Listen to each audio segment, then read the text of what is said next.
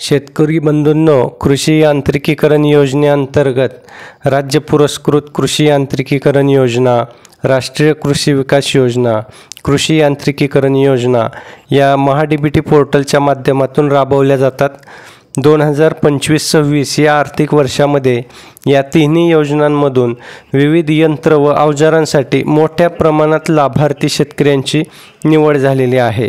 परंतु सध्या यंत्र आणि अवजारे कमी उपलब्ध असल्याने 30 दिवसांच्या मुदतीत खरेदी करणे हे शेतकऱ्यांना शक्य होत नाही आणि याबाबतच्या तक्रारी क्षेत्रीय पातळीवरून कृषी विभागाकडे करण्यात आल्या होत्या। त्यामुळे लाभार्थी शेतकऱ्यांसमोर प्रश्न निर्माण झाला होता। या पार्श्वभूमीवर पूर्वसंमती दिल्यानंतर 30 दिवसांच्या मुदतीत देयक अपलोड करण्याची अट आता कृषी विभागाकडून शिथिल करण्यात आलेली आहे।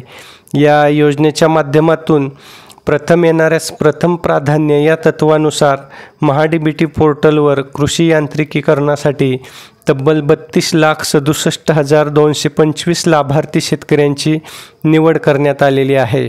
या शेतकऱ्यांना यामध्ये tractor, rotavator, power tiller, combine harvester, मनुष्यचलित यंत्रे, ट्रॅक्टर चलित अवजारे, फवारणी यंत्र, अवजारे बँक आदी घटकांची निवड करण्यात आलेली आहे। आता कृषी विभागाने महाडीबीटी शेतकरी योजना पोर्टलवरील कृषी यांत्रिकीकरण लाभार्थ्यांना पूर्वसंमती मिळाल्यानंतर देयक अपलोड करण्यासाठी 30 दिवसांच्या मुदतीची अट शिथिल केलेली आहे। त्यामुळे आता महाडीबीटीच्या अंतर्गत निवड झालेल्या शेतकऱ्यांना पूर्वसंमती मिळाल्यानंतर 30 दिवसांनंतर सुद्धा देयक अपलोड करता येणार आहे। त्यामुळे मित्रहो, महाडीबीटीच्या अंतर्गत जे आपले शेतकरी बंधू निवड झालेले शेतकरी बंधू आहेत त्यांच्यापर्यंत हा व्हिडिओ पोहोचवा।